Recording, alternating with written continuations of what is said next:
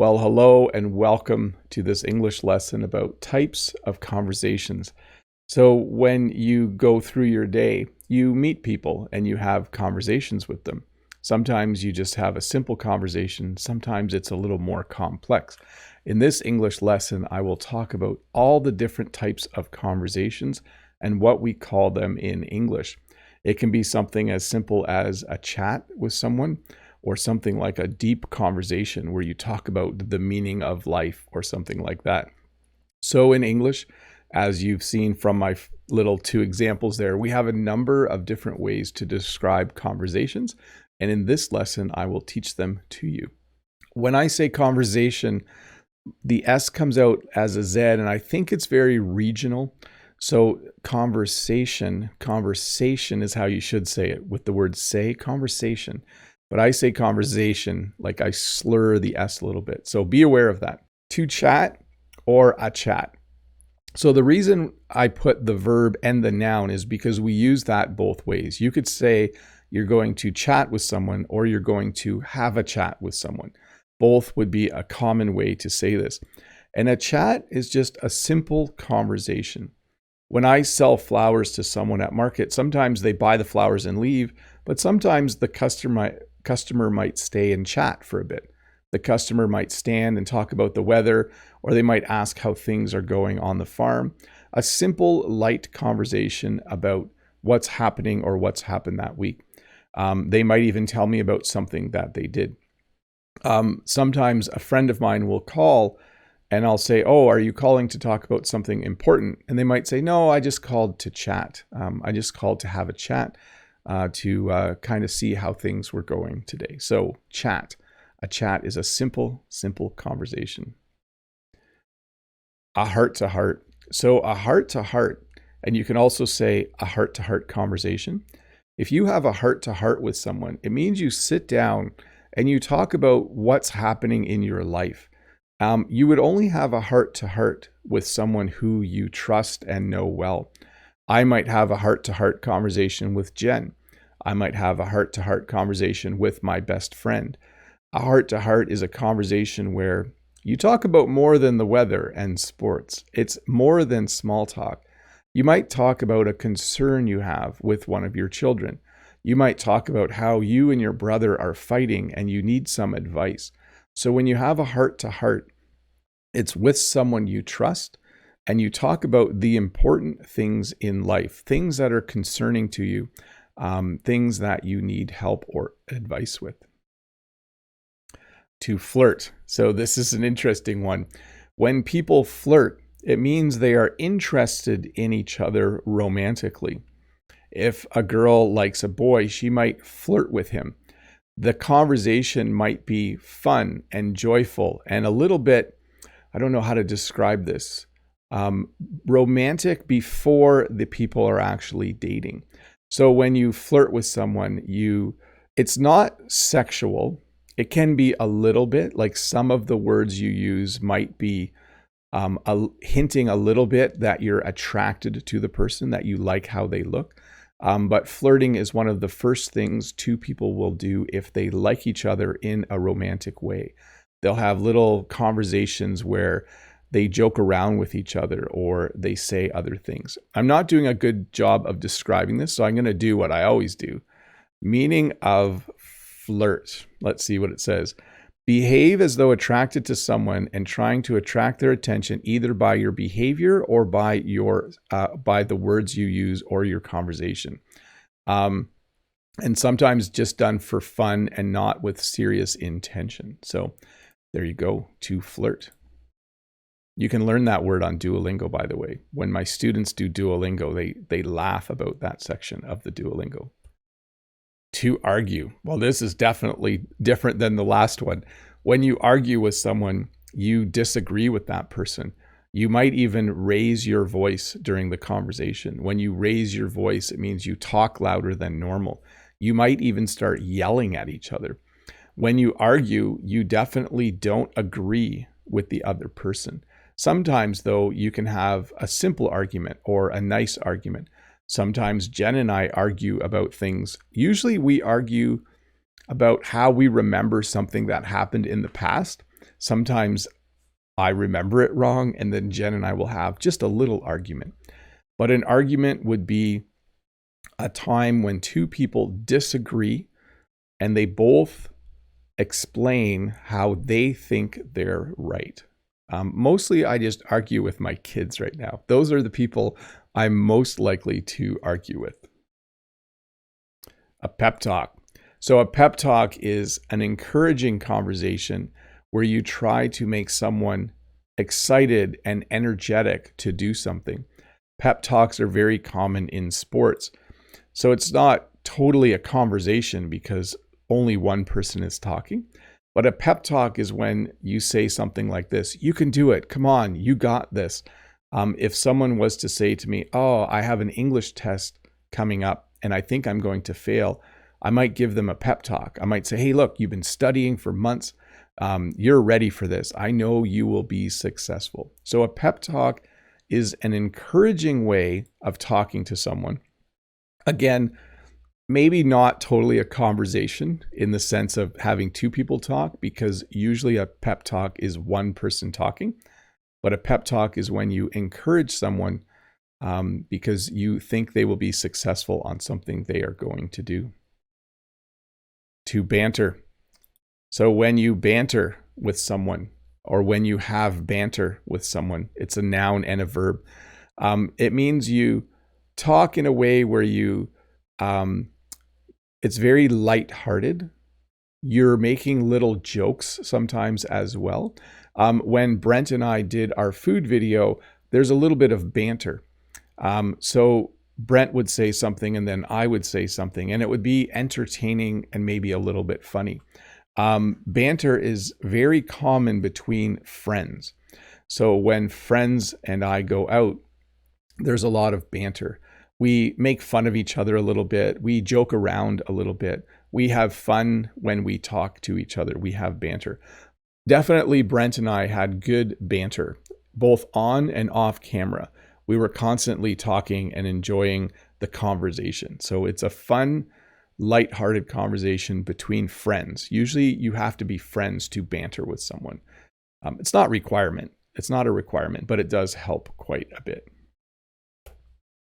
To discuss. So you can hear by the way I'm saying it, to discuss. It's a very serious way of having a conversation. Sometimes at work we'll discuss something. You know, the boss will say, too many students are late for class, and the teachers will discuss how to solve this problem.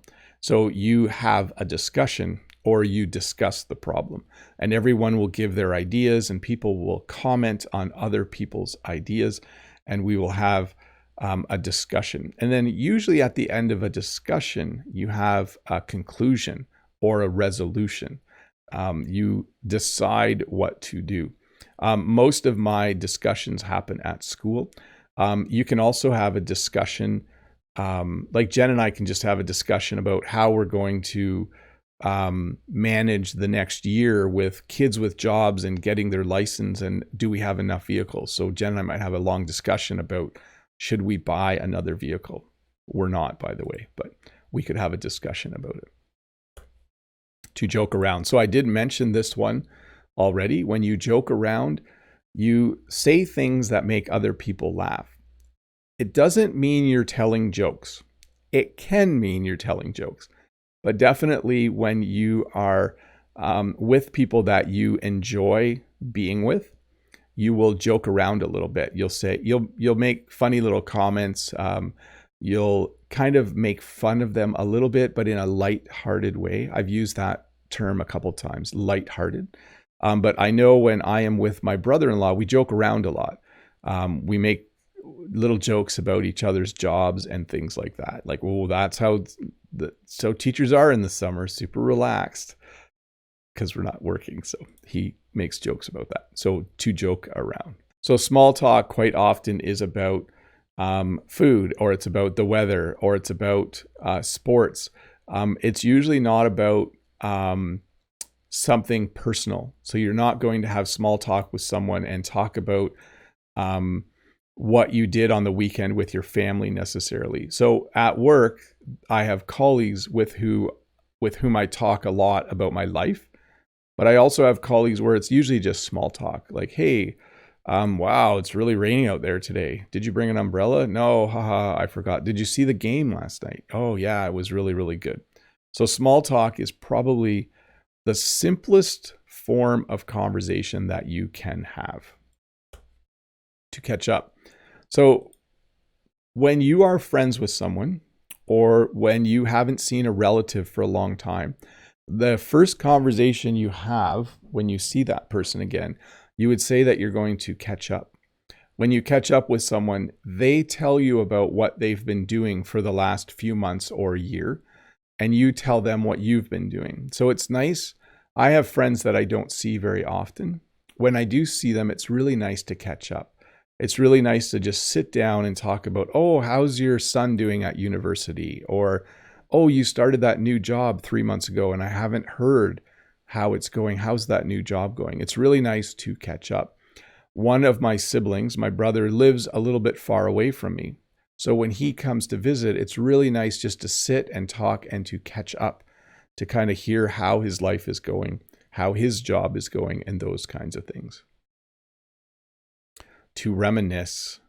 So I have two people here, and I think they're looking at photos.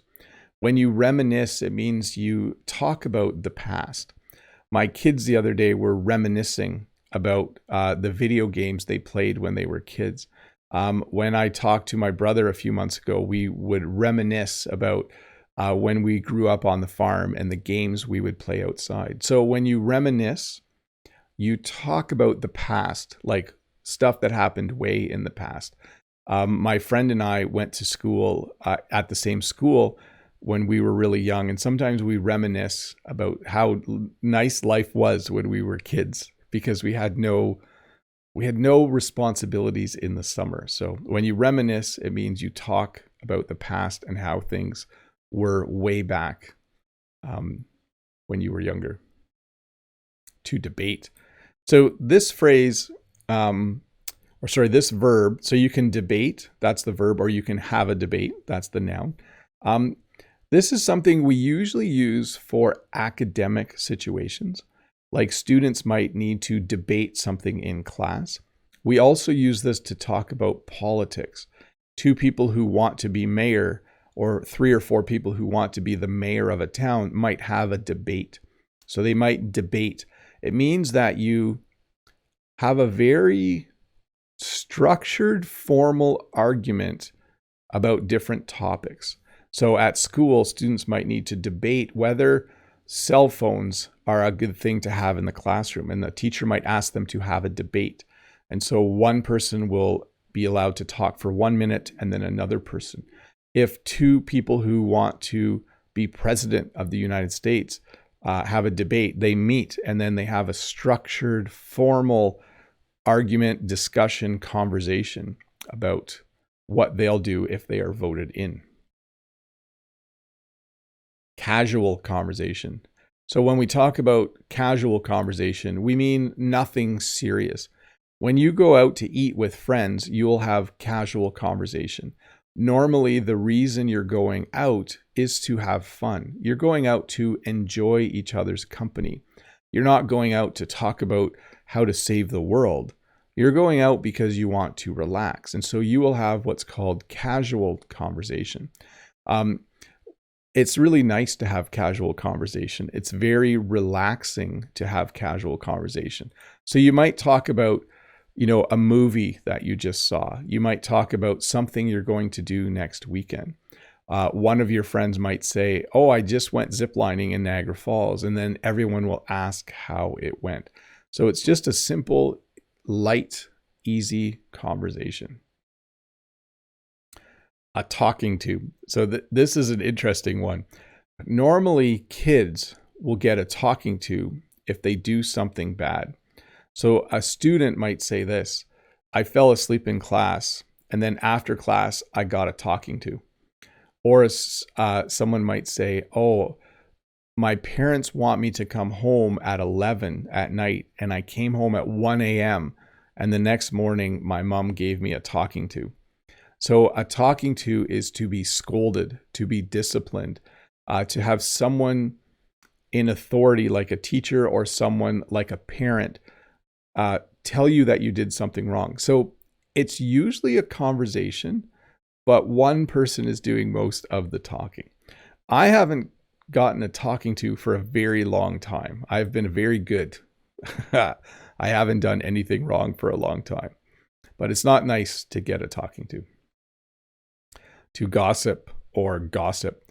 So when you gossip, you talk about someone, usually without them there. And sometimes some of the things you say are exaggerated or maybe even untrue.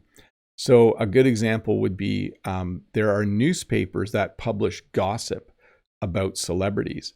So it's not necessarily true. It's something that maybe they heard from someone else. Gossip is a real problem, I think, with teenagers. It's also a problem with adults. But I think gossip is a problem with teenagers because, they just say things about other people to other people. So in this picture, I'm not sure if these two girls are gossiping, but I feel like it kind of looks like they're both talking about someone else behind their back. They're talking about someone who's not there. If I was allowed to eliminate things in the world, like if I had the power, I would eliminate gossip. I think gossip is very, very mean and not a very nice thing to do. Chit chat. We had this word earlier. When we talk about just chatting with someone, we often call it chit chat. Okay. It's kind of a funny, you have to say it right. Chit chat, ch, not shh. Don't say it that way. That's bad. Chit chat. I would say, like, I went out for coffee with someone and it was just nice to chit chat for a while. Okay. So it is a verb as well, or to have chit chat. I was chit chatting the other day with my mom. We were reminiscing a little bit and we were just chit chatting. So it's, again, easy, light, simple conversation with someone. To talk back or back talk. So this, again, happens between someone older or someone in authority and usually a child or a teenager. Although it can happen between an employee and a boss as well. So if I tell one of my kids to clean their room and they say, no, I don't want to do it right now, we would say that they are talking back and we would call it back talk. Notice it flips, at least for me in this part of the world in Canada. So often, this doesn't happen very often with my kids. But sometimes I'll have certain students who just give me a lot of back talk, or they talk back a lot. So I'm trying to have a conversation where I'm telling them what to do, and they are talking back or giving me a lot of back talk. So it's defiance. Defiance is when you disagree with someone. It can lead to arguments as well. One-sided. So this is an interesting one. A one-sided conversation happens when there are two people or three people or four, and one person does all the talking. So when you have a one-sided conversation, it's not usually enjoyable, unless you're the person talking, maybe. I've had this happen a few times in my life where I go to a party or I go to a meeting or an evening at work. Sometimes we have evenings at work where parents and other people come in, or I go to a wedding and you end up talking, and the one person, in English we would say, likes the sound of their own voice. And so you're trying to have a conversation and you're kind of bored because it's a one-sided conversation where one person does all of the talking. It's kind of like these live lessons. Okay, sometimes a conversation will go over your head, or you will just say, it was over my head. So if you were ever to talk to Einstein, which you can't do, but if you could time travel and go back in time, my guess is if I had a conversation with Einstein, it would be over my head. I wouldn't understand it. When something goes over your head, it means that you don't understand what the person's talking about. I have cousins on my mom's side of the family who are scientists. when we see each other, sometimes they'll talk to each other about chemistry and chemicals, and the conversation will just go over my head. I don't know what they're talking about because I don't know a lot about those kinds of things. Behind closed doors. When a conversation happens behind closed doors, it means that you are not part of it. So let's say, let me think of a good example here. Let's say you aren't working very hard at work. Let's say you're making a lot of mistakes. Your manager and the owner of the company might have a meeting behind closed doors to talk about you. They might have a conversation in a room with the door literally closed. And if someone said, "How's it going at work?" you could say, "Oh, I don't know, but I'm not doing a very good job. And I saw them having a meeting the other day behind closed doors to talk about me." So when a conversation happens behind closed doors, it means it is private. Unwanted.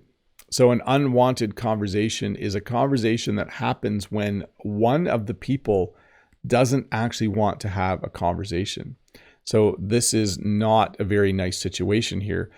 This lady doesn't want to talk to this guy. It's obvious by how she is sitting that she is not interested. So this guy is talking to her even though she doesn't want to. So she would then say, "Oh, I just had this unwanted conversation at lunch today. Joe came up and I don't like Joe. And he just, it was just an unwanted conversation." So simple to understand, an unwanted conversation is a conversation that you do not want to have, but the other person kind of makes you have a conversation with them. Not fun. I think kids could say this too sometimes, like, "Oh, I'm in trouble. My parents are going to give me a talking to," and that is going to be an unwanted conversation. Private.